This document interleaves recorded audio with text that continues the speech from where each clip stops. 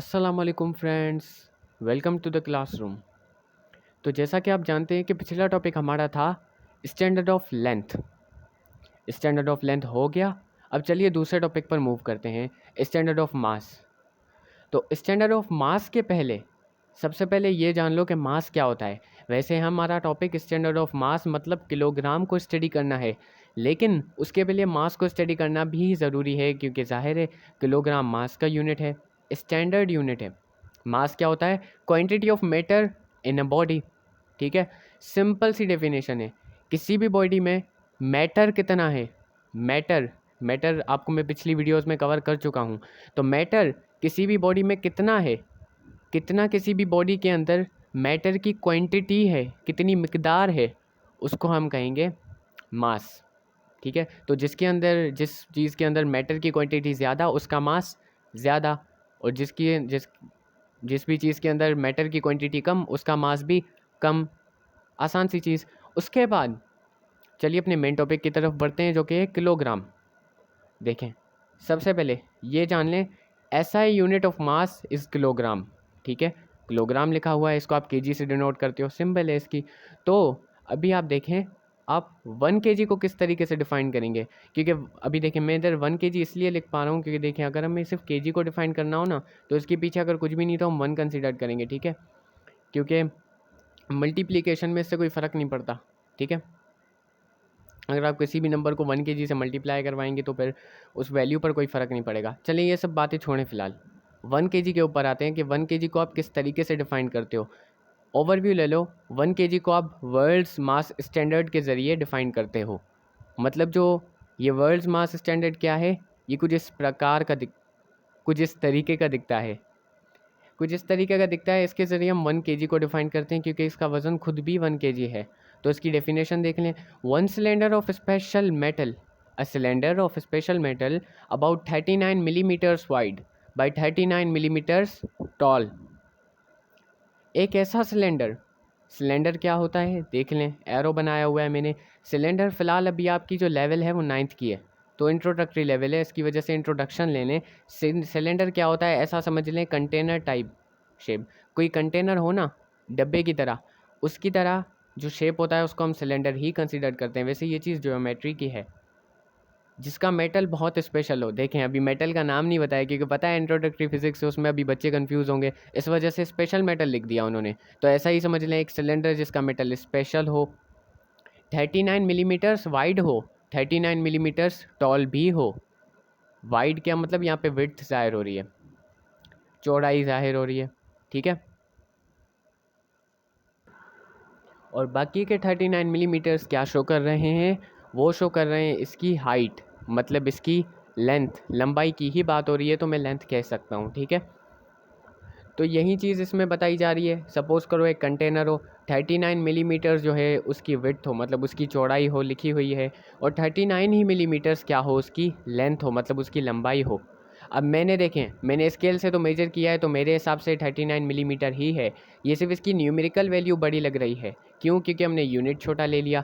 ऐसे आपको पता होना चाहिए कि अगर हम यूनिट को छोटा करते हैं तो न्यूमेरिकल वैल्यू बड़ी हो जाती है, और अगर न्यूमेरिकल वैल्यू को अगर हमें छोटा करना है तो हमें यूनिट को बड़ा करना पड़ेगा। जैसे बड़े यूनिट कैसे हैं, किलोग्राम एट्सेट्रा। उसी तरीके से आप नीचे देखें, नीचे में मैंने छोटे छोटे यूनिट्स भी लिखे हैं, जैसे 1 किलोग्राम 1000 ग्राम के बराबर है। ठीक है, उसी 1 ग्राम में 1000 जो है क्या कहते हैं, मिलीग्राम में। आगे चल के बताने वाले हैं, कोई परेशानी की बात नहीं, कोई परेशानी की बात ही नहीं है इधर।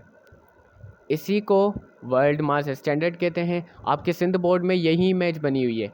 मैंने बात है सीधी, 2-3 महीने पुराने मेरे पास नोट्स पड़े हुए थे जो मैं अपनी स्टडी के दौरान बना रहा था। ठीक है, लेकिन बाद में मैंने सोचा कि वो नोट्स थोड़े क्लियर नहीं है, जिसकी वजह से अभी कुछ 20 मिनट पहले ही मैंने ये नोट्स तैयार किए। इस टॉपिक का मैंने नोट्स बनाए इस टॉपिक के, और मेरे लिहाज से जो इसके बुक में इंपॉर्टेंट पॉइंट्स है वो यही हैं, मेरे लिहाज से। लेकिन अगर आप चाहें तो स्क्रीनशॉट खींचकर इसको अच्छे से देखकर बुक को भी रीड करके अपने इंपॉर्टेंट पॉइंट्स अपने नोट्स में बना सकते हैं। ठीक है, कोई रोक टोक नहीं है, लेकिन मैं आपको यही सजेस्ट करूँगा कि सही नोट्स वही होते हैं जो आप खुद बनाते हो। ठीक है, ये फ़िज़िक्स वाला भी यही कहते हैं।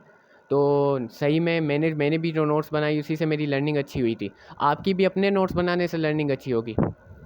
तो यही चीज़ आपको कुछ ध्यान में रखनी पड़ेंगी। ये जो सारे पॉइंट्स थे मेरे हिसाब से बहुत ज़्यादा इंपॉर्टेंट है। अभी देखें, एक और आपके साथ छोटी सी मज़ेदार बात शेयर करते हैं कि 39 मिलीमीटर सब मुझे बुक में लिखा हुआ था कि 39 मिलीमीटर्स उसकी चौड़ाई हो, 39 मिलीमीटर्स उसकी ही लंबाई हो। अब मेरे स्केल में जैसे कि आपको पता है, छोटे बच्चों वाली जो स्केल होती है उसमें 39 मिलीमीटर्स मतलब उसमें मिलीमीटर्स में वैल्यू गिवन ही नहीं होती है, या अगर होती भी है तो मेरे पास जो स्केल मुझे जो मेरी लिटिल सिस्टर ने दी उसमें ये चीज़ नहीं थी।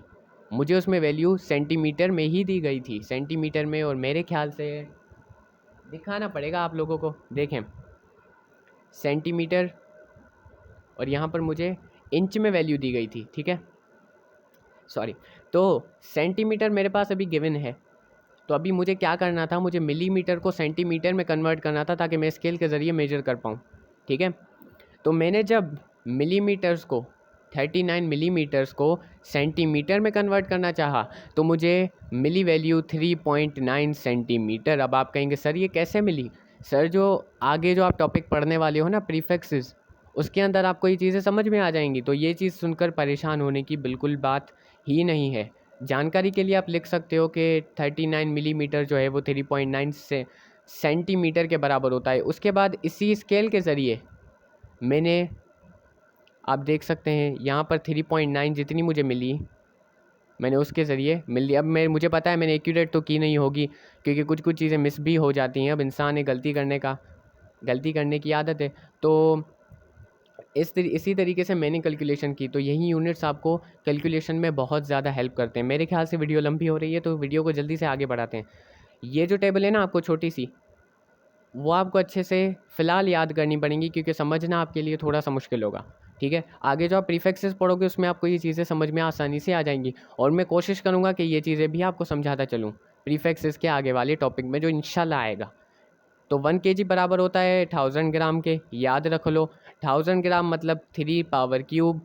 मेरे ख्याल से आप 9th की मैथमेटिक्स में ये चीज़ पढ़ रहे होंगे, सिंध बोर्ड की 9th की जो बुक है उसमें भी ये लॉगरिथम वगैरह आप पढ़ेंगे ना, तो उसमें हो सकता है आपको बताया, हो सकता है हमने तो पढ़ा था, मुझे नहीं पता आपको बताया जाएगा कि या नहीं। और अभी 1 ग्राम जो है वो 1000 मिलीग्राम के बराबर होता है। वहीं 1 ग्राम कितने, तकरीबन इतने वैल्यू, मुझे कुछ समझ में नहीं आ रहा है कि ये माइक्रोग्राम के बराबर होता है। अब इतने माइक्रो, अब आप कहेंगे सर ये इतने मिलीग्राम 1000 मिलीग्राम तो, लेकिन इतने माइक्रोग्राम इतने ज़्यादा वैल्यू कैसे हो गई इसकी? सर जी मैंने आपको पहले ही बता दिया, इसीलिए मैंने आपको पहले बताया था कि यूनिट को छोटा करोगे तो न्यूमेरिकल वैल्यू बड़ी होने वाली है। तो ये यूनिट माइक्रो मिली से भी छोटा है, और अगर मिली से भी छोटा, सॉरी माइक्रो से भी छोटा नैनो कर दें, नैनोग्राम, तो वो इतनी बड़ी वैल्यू बन जाती है। मतलब वहीं 1 ग्राम इतनी न्यूमेरिकल वैल्यू और नैनोग्राम के बराबर होता है। उसको मैं छोटे तरीके से इसी तरीके से लिख सकता हूँ। और यही चीज़ें जो हैं वो प्रीफिक्सेस की वैल्यू हैं। ये जो आप 1 kg पढ़ रहे हो ना, तो इसमें 1 किलोग्राम है, और यही किलो जो है वो प्रीफिक्स है।